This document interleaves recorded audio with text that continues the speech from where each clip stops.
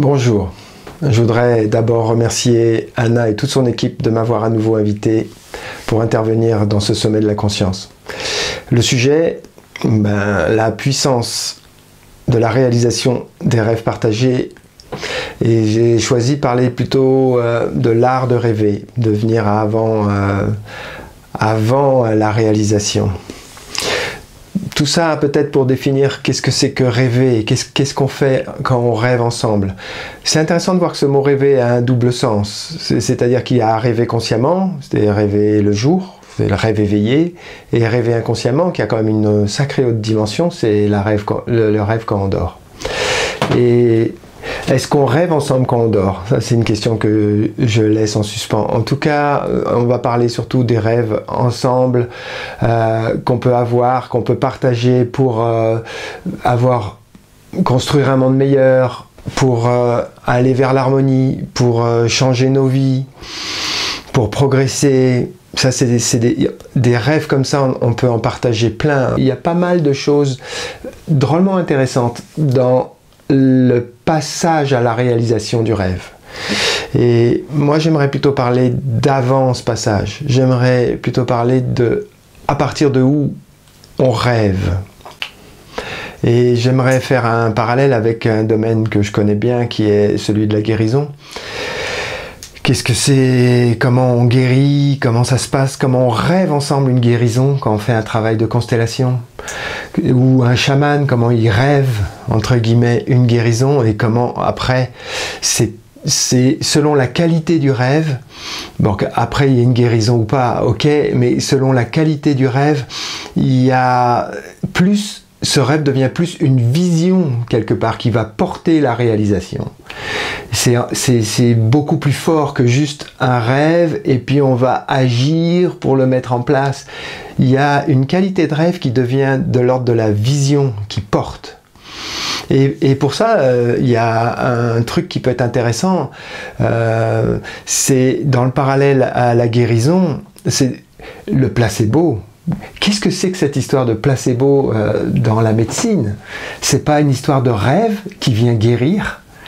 Et j'aimerais juste rappeler quelques faits, même s'ils sont évidents. J'aimerais vraiment pouvoir donner 2 ou 3 exemples d'expériences qui ont été faites parmi les milliers d'expériences qui ont été faites sur l'effet placebo dans le monde. Je voudrais commencer par Portland, aux États-Unis en 2008. C'est Barry Hawken qui a pris 2 groupes de gens âgés et qui a donné un placebo comme stimulant intellectuel et à l'autre non. Au bout de 15 jours de prise, on s'est aperçu de résultats extraordinaires pour le groupe à placebo au niveau du temps de réaction, au niveau de la mémoire, au niveau des tests d'attention. C'est intéressant de voir à quel point tout d'un coup une personne peut rajeunir avec un effet placebo. Dans le même genre, à Turin, en 2003, en Italie, l'équipe de Fabrizio Benedetti a déclaré à un étage psychiatrique qu'ils arrêtaient de donner un anxiolytique. Et alors qu'ils continuaient à le donner. Et au moment de l'annonce, 4 heures plus tard, beaucoup de crises d'angoisse et d'anxiété. Tout ça nous paraît logique, mais ça va beaucoup plus loin. Par exemple, à Sydney, en Australie, en 2012, George Mirelli a fait une chirurgie du tennis elbow, donc une inflammation du muscle du coude, et cette opération consiste à enlever la partie inflammée. Il a pris 13 personnes à qui il a enlevé vraiment la partie inflammée, et 13 personnes à qui il a seulement ouvert, et il n'a rien fait d'autre. Et on s'aperçoit, même avec un suivi 2 ans et demi après, que c'est le même résultat pour un groupe ou pour l'autre. Ça nous fait penser à nos guérisseurs philippins, de la puissance qu'a un acte symbolique comme une opération. Si on va pousser le bouchon plus loin, à Basel, en Suisse, en 2007, sur 160 volontaires, on leur a fait tous exactement une petite brûlure électrique la même. À certains, on a pris 3 groupes. À certains, on leur a mis une pommade, on leur a mis la vraie pommade. À certains, on leur a mis un placebo en leur disant il n'y a aucun principe actif. C'est le deuxième groupe. Le deuxième groupe, aucun principe actif dans ce placebo. Et au troisième groupe, on leur a dit c'est un placebo, il n'y a pas de principe actif, mais on va prendre un quart d'heure pour vous expliquer la puissance du placebo. Eh bien, figurez-vous que bien, le deuxième groupe n'a pas eu de bons résultats, mais le premier groupe, c'est-à-dire avec le vrai médicament, et le troisième groupe à qui on a expliqué la puissance du placebo, avait la même quantité de résultats positifs. C'est intéressant de voir là, on commence à voir que dans la croyance et dans le fait de rêver ensemble, de rêver une guérison, on peut même être conscient que c'est qu'un rêve et ça marche quand même. Si après, les si, on verra après. Il y a aussi une autre chose intéressante, c'est fait à San Antonio en 2008. On s'est aperçu que quand un maître croyait donner un médicament actif à son chien, il y avait beaucoup plus de résultats. Que le médicament soit un placebo ou un vrai médicament, c'était pareil. C'est-à-dire que le facteur, c'était que le maître croyait profondément que ce médicament allait être actif. Donc voilà la puissance du rêve. Et maintenant, je voudrais passer à un exercice que vous pourriez faire vous-même, parce que je voudrais aussi parler de où on place notre attention, parce que ça va être l'exercice que je vais faire un peu plus tard. Quelle est l'importance de cette attention?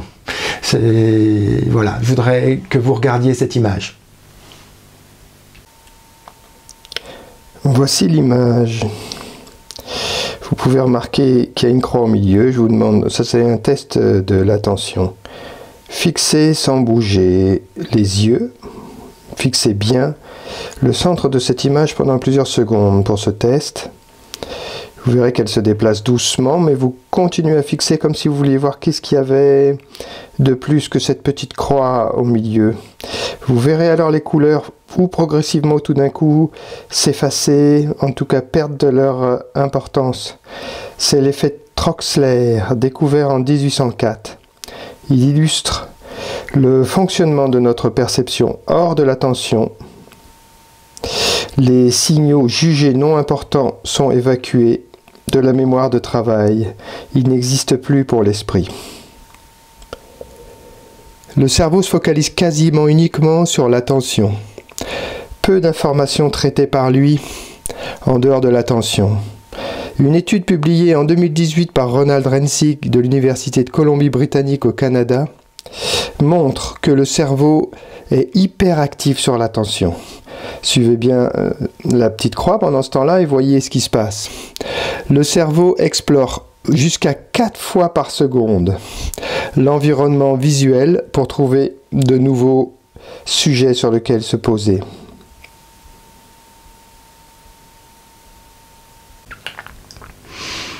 Toujours au sujet de cette attention que nous avons, nous humains. Aux États-Unis, ils ont étudié ce que ça changeait selon où on posait notre attention. À l'aide de scans cérébraux, ils se sont aperçus qu'on la posait souvent sur notre identification, sur notre propre personnalité, qu'on faisait attention à définir et à redéfinir sans cesse qui nous sommes, ce que nous aimons pas, les goûts et les couleurs. Et ils se sont aperçus aussi que le cerveau, quand il sortait de cette zone, quand on commençait à faire attention à un espace unifié, sans temps, en tout cas sans identité. Et pour parler de ce hors du temps, je vais insister là-dessus. Une autre expérience intéressante en 2019, faite avec 14 volontaires, avec des IRM des lobes occipitaux. On a découvert, parce que la question, enfin pardon, je vais trop vite. La question, c'est que on leur a proposé de regarder des images géométriques simples, d'en choisir une, volontairement, de prendre le temps d'en choisir une, de les regarder d'abord, prendre le temps de les regarder, puis prendre le temps d'en choisir une, et une fois choisie, de la dessiner. Et bien, on s'est aperçu que le moment où la personne décidait de choisir était en retard par rapport au cerveau qui, lui, l'avait choisi en moyenne 11 secondes avant. 11 secondes, mais c'est une éternité. Le cerveau, à peine il a vu les images, comme il connaît la consigne, avait déjà choisi. Et la personne croyait choisir après, alors que le choix était déjà fait. C'est un peu impressionnant ce genre d'étude sur quelle est notre liberté quand on croit choisir quelque chose.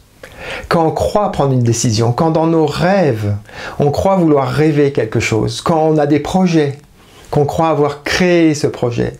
Qu'est-ce qui se passe pour que le cerveau est déjà avant nous, quand je dis nous, moi conscient, déjà fait son choix?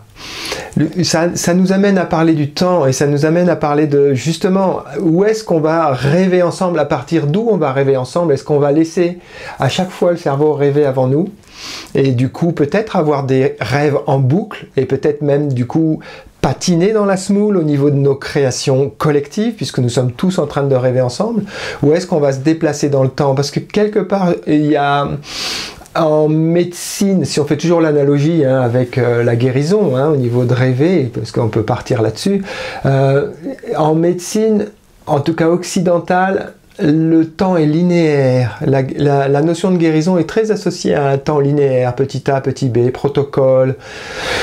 D'abord les prodromes, après, il y a vraiment une histoire de temps linéaire, alors que si on regarde les moyens de guérison des peuples premiers et d'autres endroits du monde, ça a à voir avec sortir du temps.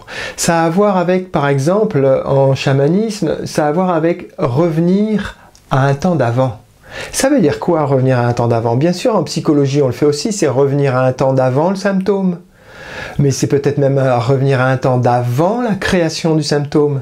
C'est peut-être même revenir à un temps d'avant la création tout court. Et c'est intéressant comme démarche. C'est comme si on pouvait le temps, c'est une vision du temps différente, c'est comme si le temps n'existait pas vraiment, qu'on pouvait remonter le temps et réécrire l'histoire. Ce changement de rapport au temps va changer notre rapport à l'objet de nos rêves.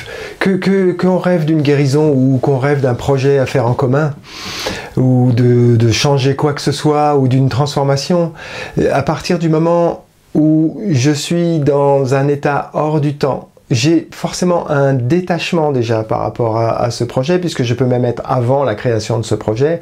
Et pour moi, toute sortie du temps linéaire est déjà un état de transe. Toute sortie du temps linéaire est déjà un état de transe et du coup, on commence à travailler aussi dans l'invisible. Dans cet état de transe, on commence à créer des liens invisibles.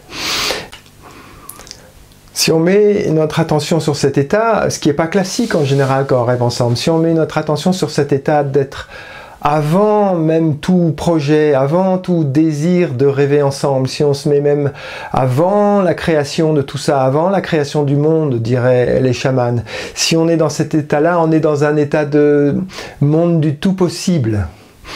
Et si on laisse son attention dans ce monde du tout possible, il y a quelque chose de l'ordre de l'invisible qui se tisse et on va parler des moyens d'être dans cet état-là. Parce que, avec mon expérience en constellation et en chamanisme, je suis persuadé que cet état-là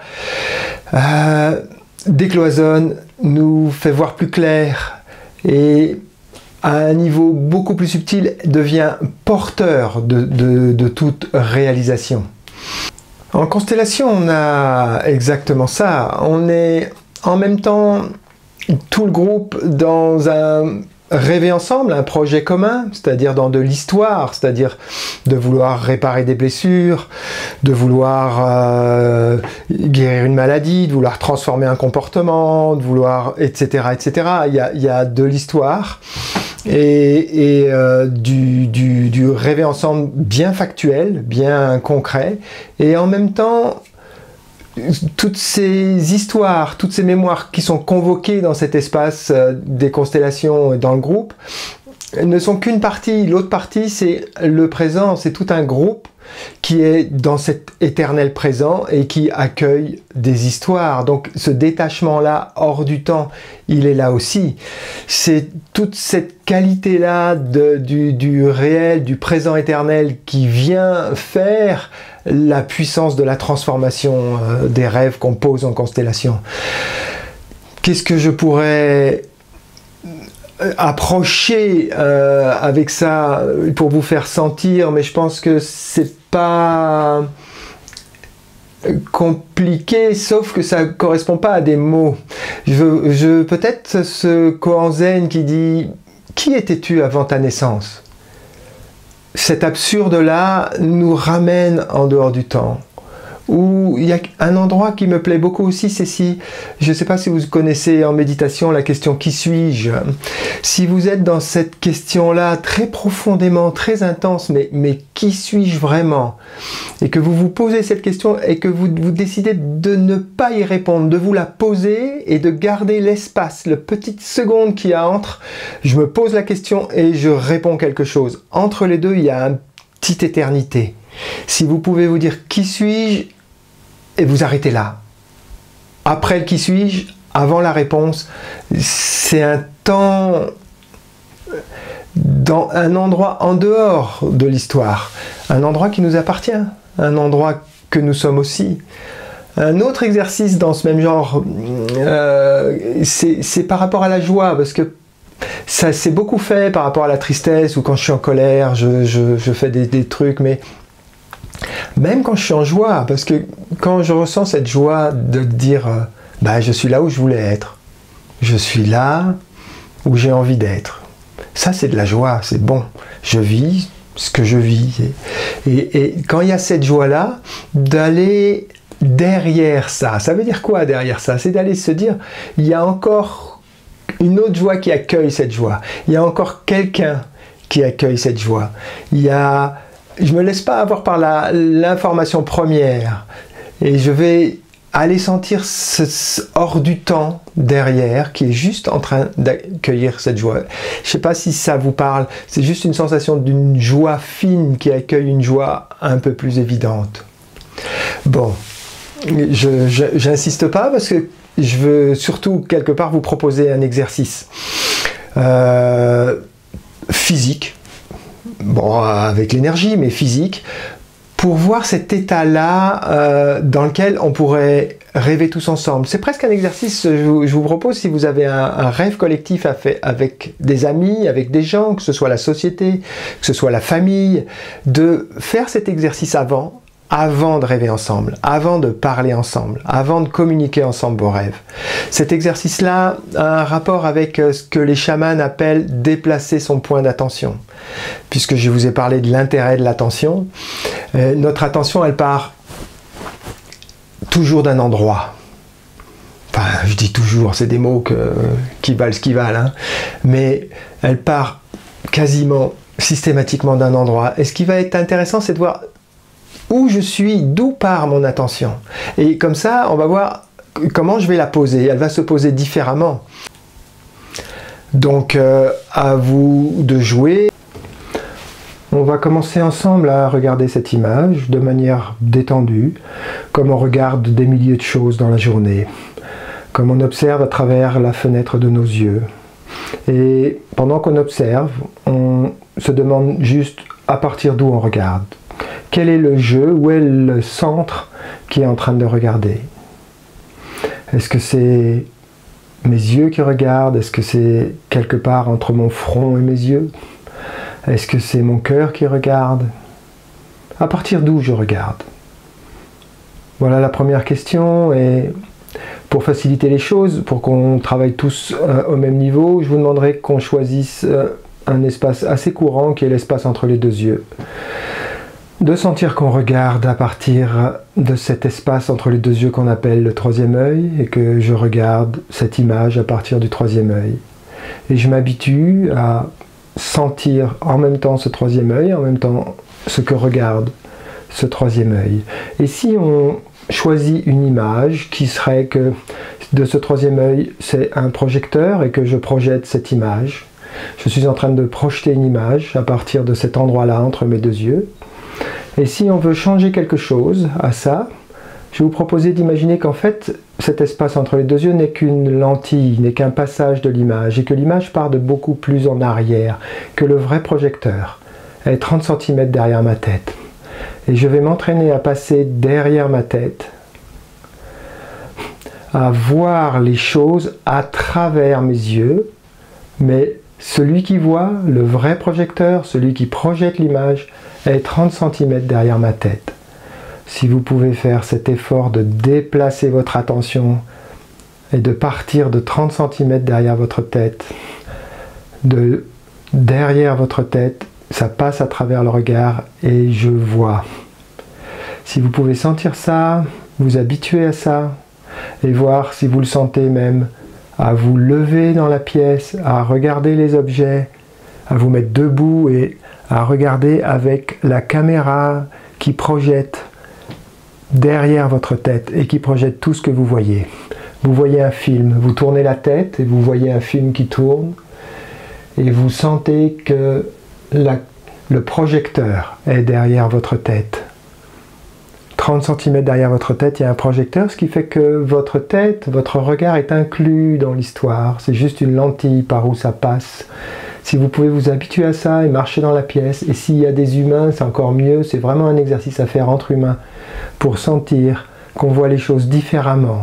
Si je me déplace derrière ma tête, pour sentir profondément ce que ça change en moi, sur ma façon de voir le monde.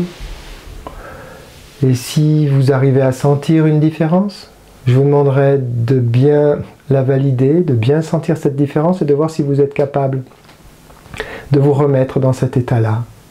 Si vous êtes capable de vous rappeler de cet état-là, pour chaque fois où vous aurez besoin d'avoir un peu de détachement par rapport à une situation, chaque fois vous aurez besoin de sentir le système qui est autour de vous, parce que vous faites partie du système, et le fait de reculer votre regard par rapport à ça vous inclut dans le système, donc vous avez forcément une meilleure vue du système.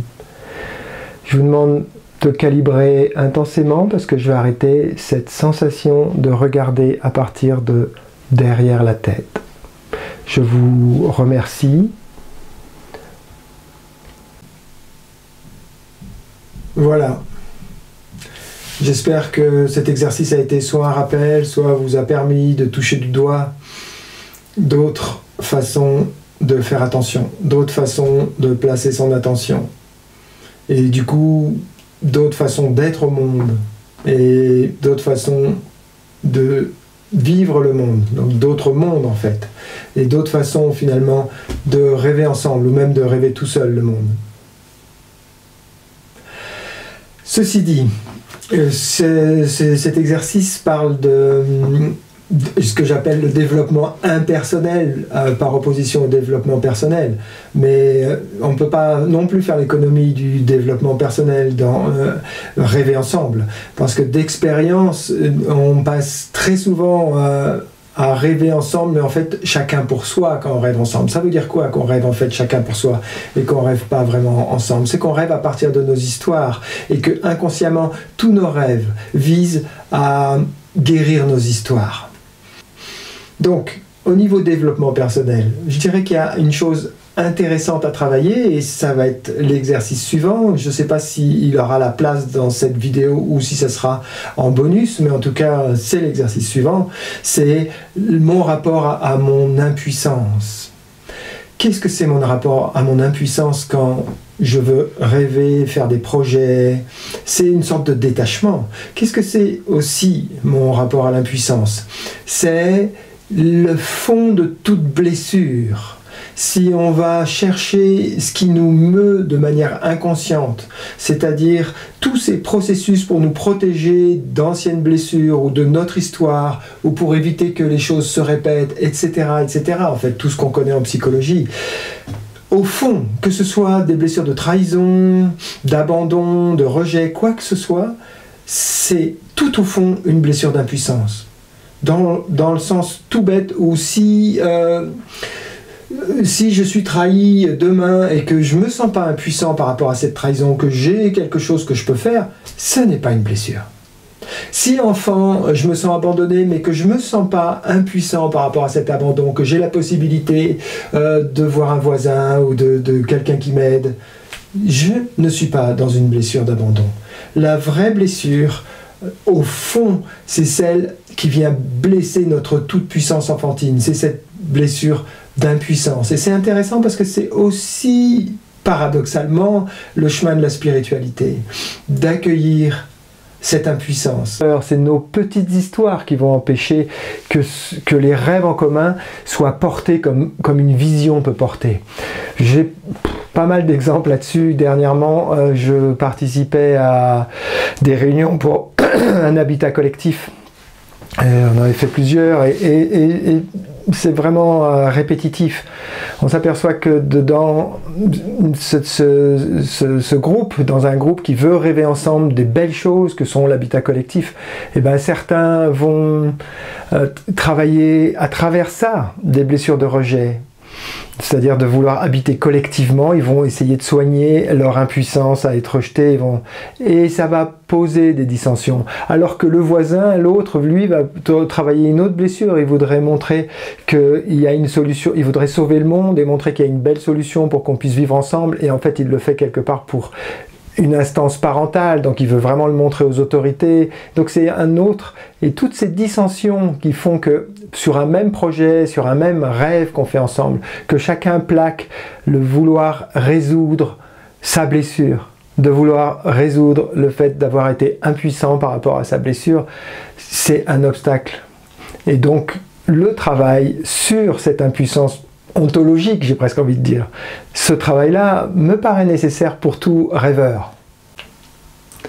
Alors si vous êtes prêts pour ce deuxième exercice, c'est une vidéo assez pratique finalement, je voudrais que vous vous équipiez. Vous allez vous équiper d'une photo de vous enfant, donc ça c'est à vous d'aller chercher dans les tiroirs, et vous équiper d'un gris-gris. C'est quoi un gris-gris? Que vous allez faire représenter en fait un groupe ou la famille ou un couple, en tout cas un groupe avec lequel vous avez envie de rêver et de monter des projets, de voir avec qui vous voulez rêver. Je vous demande de le représenter à travers un dessin, un objet, un symbole, pas un mot intellectuel, que ce soit plus de l'ordre de l'objet. C'est pour ça que j'appelle ça un gris-gris. Ensuite, je vais vous demander, au moment de, quand vous aurez fait ça, vous allez vous couper si vous n'avez pas tout ça, parce que moi je continue. Quand vous aurez ça, je vous demanderai de vous mettre dans l'état du premier exercice. Je vais vous demander de vous mettre derrière la tête. Et derrière la tête, d'écrire un rêve, ou même on peut travailler un rêve que vous avez déjà, un projet que vous avez déjà, un rêve en groupe que vous avez déjà, un rêve en famille que vous avez déjà, un rêve en couple que vous avez déjà, quoi que ce soit, ou vous le créez, ou vous le reprenez, et je vous demande, dans cet état de conscience du premier exercice, de l'écrire à partir de ce rien qui contient tous les possibles, de l'écrire de loin en fait, de l'écrire alors que rien n'est encore créé, comme s'il fallait que vous retrouviez une formulation un peu neuve. Ça peut prendre du temps. Quand ça c'est fait, c'est pas fini. Il vous faudra aussi penser, imaginer, trouver.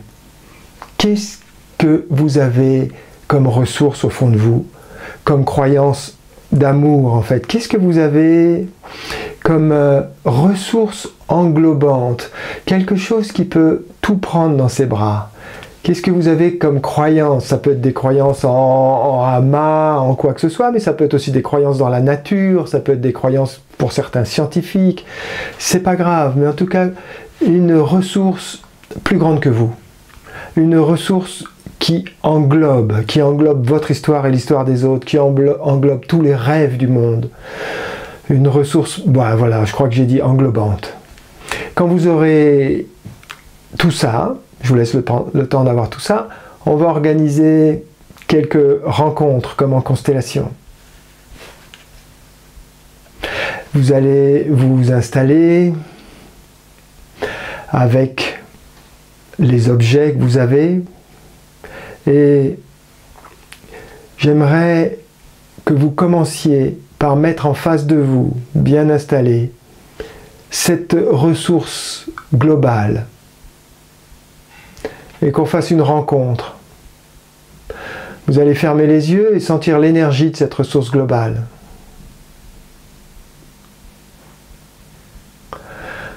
Tout existe en vous.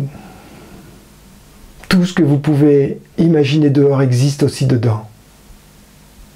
Là, je vous demande une rencontre avec une ressource. Elle existe dehors et dedans. Je vous demande de vous mettre en relation en fait. Et toute relation commence quand même par une reconnaissance. Donc les yeux fermés face à cet objet qui représente la ressource. Vous pouvez la nommer. Elle peut vous nommer. Vous vous reconnaissez. Je suis et toi tu es. Et vous l'écoutez vous répondre. Elle vous répond je suis cette ressource et toi tu es. Et vous regardez comment vous vous sentez face à une ressource capable d'accueillir toutes les histoires dont la vôtre. Alors vous regardez comment vous vous sentez corporellement, comment vous vous sentez physiquement, sans partir dans des films. Juste qu'est-ce que ça me fait physiquement d'être en relation avec une entité englobante, accueillante, avec l'accueil,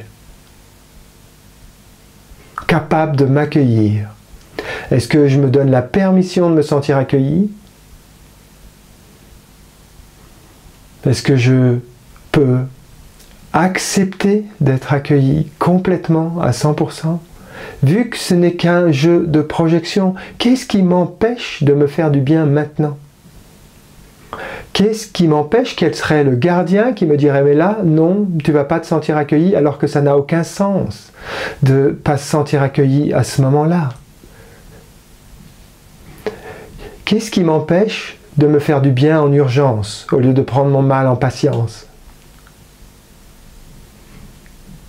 Si je peux goûter pendant au moins tout le temps que je parle, pendant au moins une grosse minute, dans mon corps, de sentir je suis accueilli par plus grand que moi.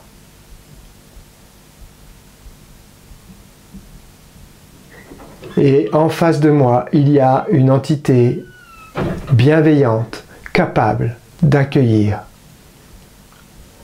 ce petit moi que je suis. Je goûte l'expérience, parce que c'est une expérience. C'est juste une histoire de permission, parce que ça peut aller très fort en énergie. Il s'agit juste que je me donne la permission d'être accueilli. Maintenant, dans cette pièce où je suis, là où il n'y a aucun danger, je peux jouer à ça, et je peux vivre ça. En fait, je peux contacter cette relation qui existe depuis tout temps. Je la contacte. Je remercie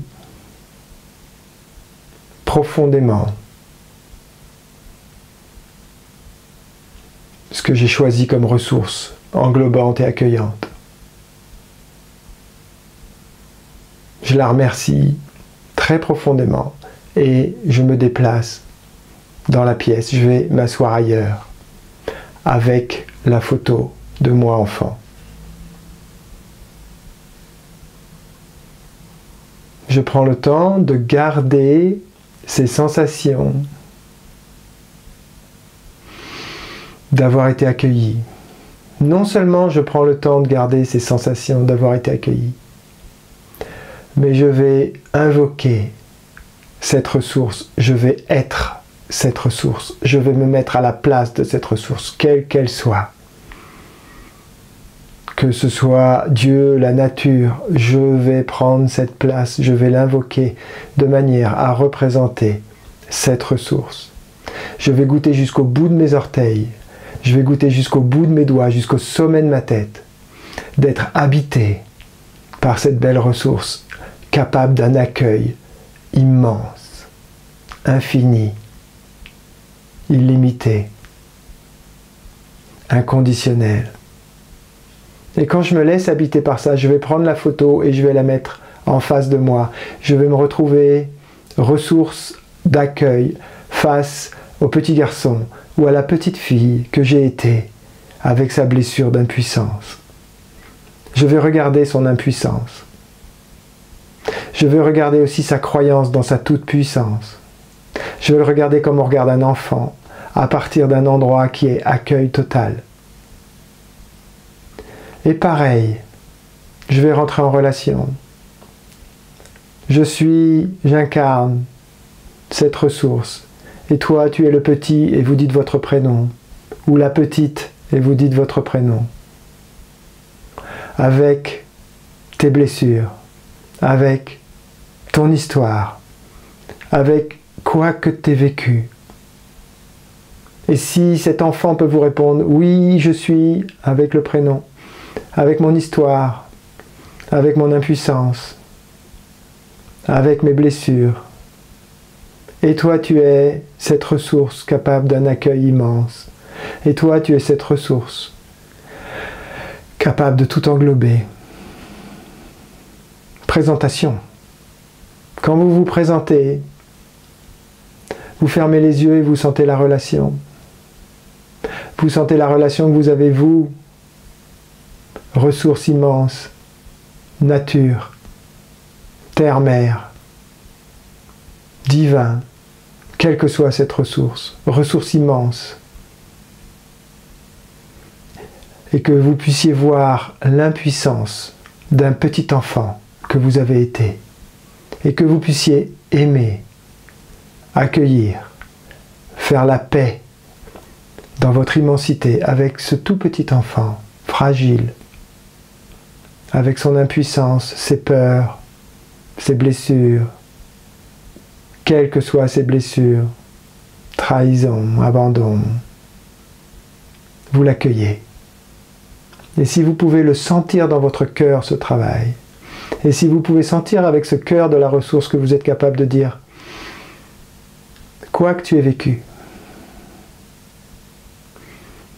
quoi que tu n'aies pas pu faire pour réparer, quoi que tu n'aies pas pu faire, on parle d'impuissance, pour te défendre, quoi que tu n'aies pas pu faire pour transformer une histoire pas toujours heureuse, quoi que tu n'aies pas pu faire, j'accueille, j'aime ce que tu es avec ton impuissance. J'accueille ta fragilité. J'accueille totalement. Si vous pouvez sentir votre cœur, votre ventre, si vous pouvez rester dans les sensations, les yeux fermés, si vous pouvez accueillir ce petit garçon ou cette petite fille avec votre immensité en fait. Si vous pouvez être tellement immense, tellement grand, que rien vous arrête dans l'accueil. Si cette impuissance-là, vous pouvez l'aimer profondément, pas chercher à la changer, pas chercher à la guérir, pas chercher à l'améliorer. Juste accueillir la beauté toute simple d'un enfant dans sa fragilité, dans son impuissance, dans ses croyances, qu'en étant loyal, il va s'en sortir, qu'en étant coupable, il va s'en sortir. Toutes ces croyances, vous ne les jugez pas. Vous accueillez. Ça, c'est la deuxième relation que je vous propose. Je voudrais que vraiment vous sentiez que cette relation-là, elle est possible. Que vous pouvez, là où vous êtes, dans la peau de cette ressource, accueillir infiniment toute impuissance, quelle qu'elle soit. Toute impuissance avec tendresse. Et je vous laisse le temps de faire un geste rituel, de caresser la photo, de vous incliner devant la photo, quel que soit votre geste. J'aimerais que corporellement, pour la mémoire corporelle, pour que votre inconscient se rappelle de ce moment, que corporellement vous puissiez signer cette relation d'amour avec votre impuissance, avec l'impuissance d'un petit enfant, de tous les petits enfants du monde, avec l'impuissance du petit enfant que vous avez été.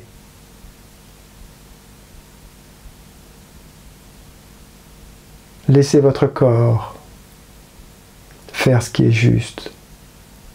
Laissez vos sensations vous guider. Laissez un monde beaucoup plus profond, plus animal, régler les choses. Ça, c'était la deuxième rencontre. Prenez le temps de remercier le petit enfant.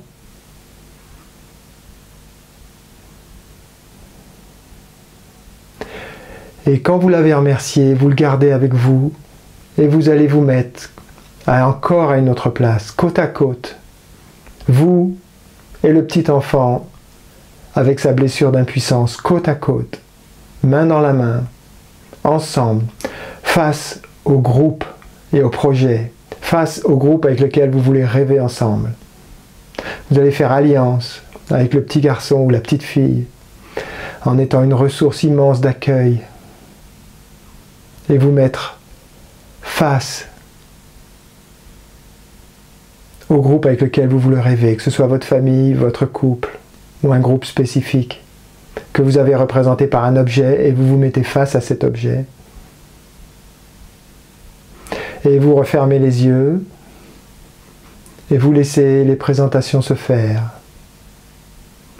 Je vous laisse faire, vous commencez à connaître, je vous laisse vous présenter. Le groupe se présente, l'enfant se présente, la ressource se présente. Vous vous rencontrez vraiment, vous vous appelez par vos vrais noms. Vous appelez un chat, en toute sincérité. Et vous regardez comment vous vous sentez. Et vous regardez comme en constellation à partir de maintenant, comment vous vous placez. Il est possible que vous ayez envie de vous déplacer, il est possible que vous ayez besoin de vous rapprocher, de vous éloigner. Vous laissez faire quelque chose qui n'est pas du tout rationnel, pas du tout mental. Laissez votre corps vivre dans l'invisible et dans le visible, cette relation-là. Laissez se dessiner des chemins nouveaux. Peut-être vous avez besoin de vous lever et de vous rasseoir. Peut-être vous avez besoin de rester complètement immobile. Laissez l'intelligence corporelle. Ceci dit, en passant, pour moi, le corps et l'inconscient, c'est presque la même chose. Donc quand je dis intelligence corporelle, on pourrait dire l'intelligence du monde du rêve, de l'inconscient. Laissez faire. Faites un chemin vers un pacte profond de paix profonde entre ces trois personnages, entre le groupe et son projet, entre le groupe et le projet et vous en tant que ressource d'accueil, entre le groupe, le projet, vous, présence d'accueil, et le petit garçon ou la petite fille que vous avez été. Un système. Voilà un système. Cherchez la paix dans ce système. Cherchez l'harmonie dans ce système. Cherchez les meilleures places de chacun. Dans quel ordre il faut que vous vous placiez. Est-ce que ça fait un triangle? Est-ce que ça fait une ligne? Cherchez le plus beau dessin d'énergie pour cette relation. Prenez tout le temps qu'il vous faut. Et si vous avez même besoin d'arrêter la vidéo pour faire ça, pas de souci.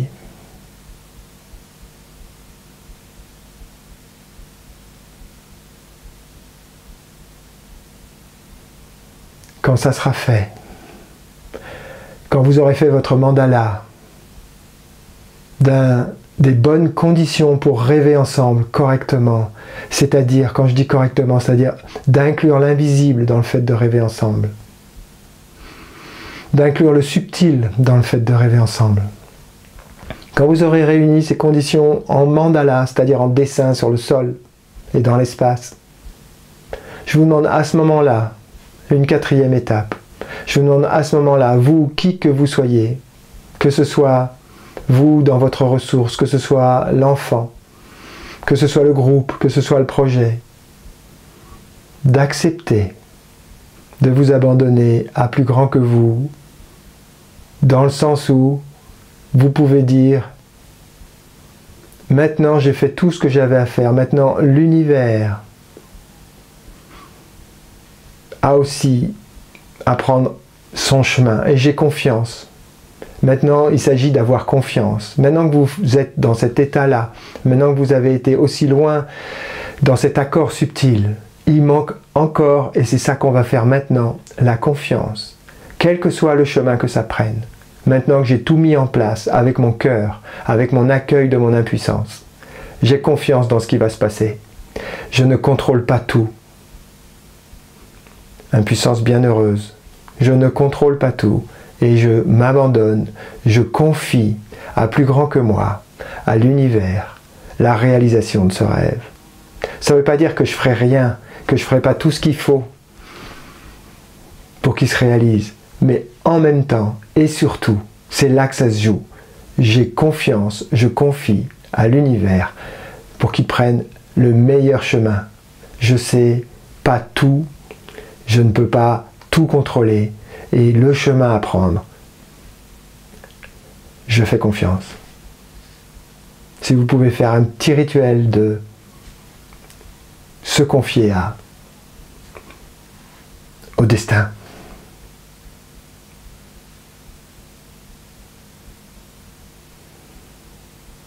Voilà, c'est tout.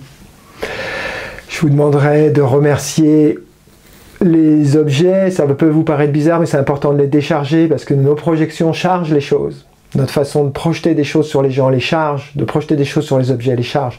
Si vous voulez bien les décharger, laisser partir ces objets, leur dire tu n'es plus, tu ne représentes plus. Et la photo, bon, bien sûr qu'elle continue à vous représenter, mais si vous pouvez remercier en tout cas, remercier chaque objet, que ce soit la photo ou quoi que ce soit, et de les remettre à leur place. Parce que ce petit exercice s'arrête là. Vous pourrez, je pense, à chaque nouveau projet ou à chaque fois que vous en aurez envie, je pense que ce petit exercice est un bon nettoyage avant tout rêver ensemble. Voilà. En vous souhaitant les plus beaux rêves, les rêves les plus fous qui soient. À bientôt.